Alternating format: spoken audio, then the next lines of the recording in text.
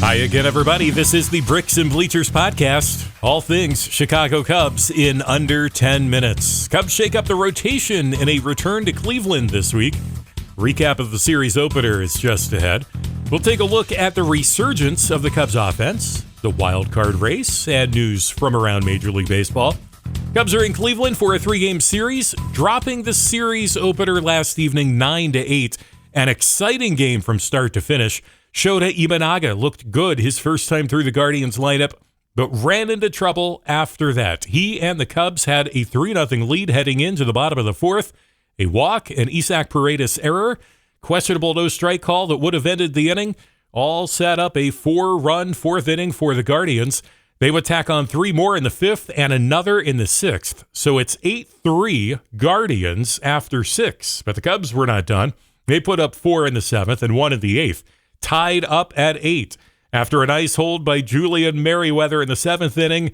Maybe a second inning for Merryweather wasn't the way to go for the Cubs bullpen because Merryweather ran into trouble.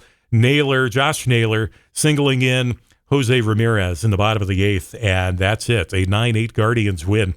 Love to see the drive by the Cubs. They definitely fought and fought, but it wasn't quite enough. Final line on Shota Imanaga, 5 innings, 7 runs given up, only 3 earned, and just 3 strikeouts, although that probably helped his pitch count stay low. Just 81 pitches through 5 innings.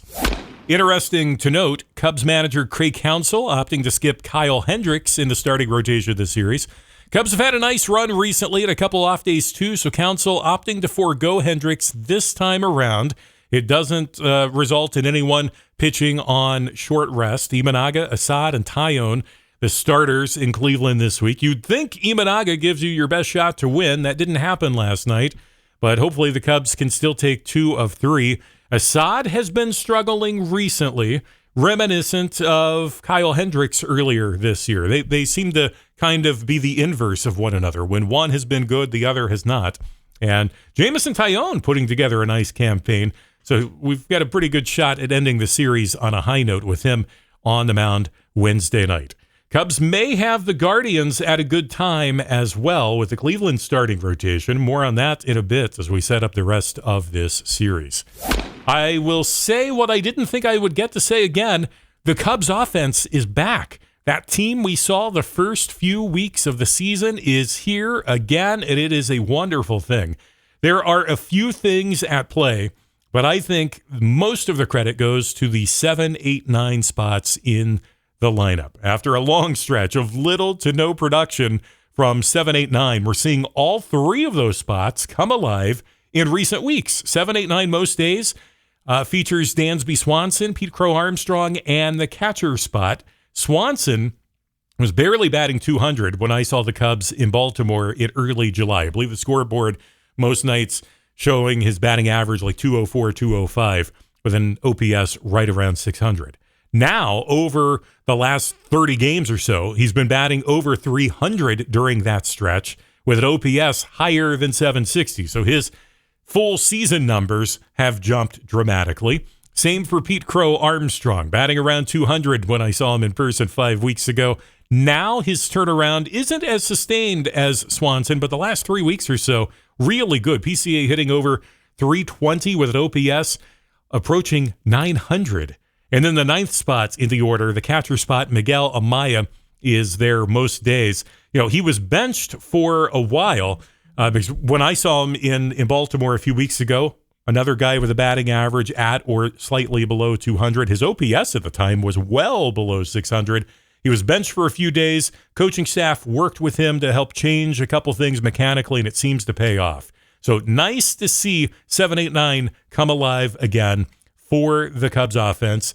It's really tough to win consistently in Major League Baseball when you have several big holes in the lineup. So that is a very serious need that has been addressed. The return of Cody Bellinger is big too, as is the trade for Isaac Paredes. Bellinger not having an MVP year, but there's no denying the team is much better with him in the lineup. And Paredes struggled early on right after the trade, but he's really starting to look good the last few nights, making hard contact a lot more consistently. You can see why the team pursued him and is excited to have him under contract the next couple years. For all the praise being heaped on the Cubs offense, I've got to ask, why is Michael Busch still being sat for Patrick Wisdom? I don't get it. It just does not make sense to me. Craig Counsell early on said it was a matchup thing, but the numbers don't really bear that out. You take a look at the stats, and Michael Busch hits right-handed pitchers well, and he hits left-handed pitchers well. And if you're not into the whole stats thing, you don't follow stats, you don't care about stats, just let's do the eye test. He looks good when he's out there. He's been very consistent much of the year, and he consistently delivers. And for all the negativity towards Jed Hoyer and the Cubs front office on Cubs Twitter, Cubs X, Reddit, whatever forum online you want to go to, the addition of Michael Busch in the offseason was a really nice get by the Cubs front office. All right, it's our This and That segment. News and notes from around Major League Baseball. After a disappointing first half of the season, Blake Snell may be the best pitcher in the game at the moment.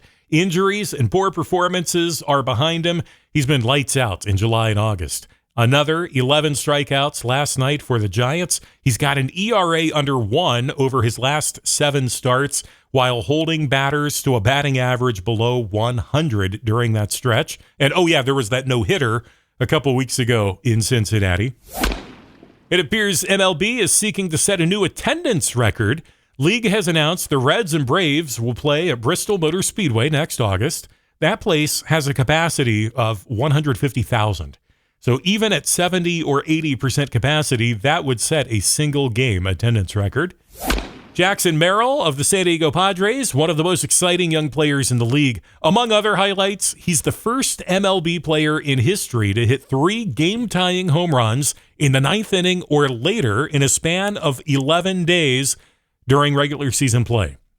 Follow me here. He hit a game-tying home run in the 9th inning on July 30th. He did it again on August 7th, then 2 days later on the 9th. All right, back to the Chicago Cubs. The set in Cleveland continues tonight, 6:40 Eastern, this start time, both tonight and tomorrow. Javier Assad and Matthew Boyd, the pitching matchup tonight. Boyd making his debut with the Guardians. Assad for the Cubs has been hit and miss, kind of shaky at times this year. Been much like Kyle Hendricks this year. You don't know which version of Assad that you're going to get. But even when he's good, he's always struggled going deep into games. So 4 of his last 5 starts, he's gone 4 innings or less. I would expect Drew Smyly and others in the Cubs bullpen to get a lot of work tonight.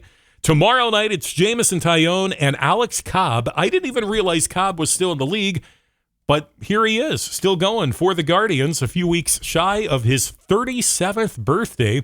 Injuries have kept Cobb off the field until recently. He's only made 1 start for the Guardians. That was Friday against the Twins. He went 4 2/3 innings, tagged for 9 hits and 5 runs. Taillon comes into the game at 8-6, ERA of 3.5. Gave up 5 runs in 5 innings his last time out. That also was Friday against the Chicago White Sox. Considering the amazing starters Cleveland has cranked out in recent years, you have to think the Cubs could not ask for better pitching matchups in this series, or at least for the next couple days. And it's interesting timing schedule-wise, too. Guardians with 2 doubleheaders in the past week. A twin bill on Wednesday with Arizona, then 2 on Friday with Minnesota. Cubs, meanwhile, had Thursday and Sunday off. They've got this upcoming Thursday off as well as next Monday. So 4 off days in 12 days gives the Cubs a chance to catch their breath, and they will need it. They've only got 4 off days after that from next Tuesday through the end of the regular season. Cubs looking good recently. Momentum on their side. Winners of 7 of 10 so far in the month of August. Offense is fun to watch once again. And the pitching staff deserves a lot of credit, too. Among the lowest in ERA in Major League Baseball the last couple months. If they can keep up this pace of play, it's going to be an exciting finish to this year. 2 games under 500, 9 back in the division, but just 4 games back in the wild card chase. Follow and comment on X at Bricks Bleachers. Subscribe wherever you get your podcasts so you don't miss our next episode. Apple Podcasts, Spotify, YouTube, and more. All things Chicago Cubs in under 10 minutes. This is the Bricks and Bleachers podcast.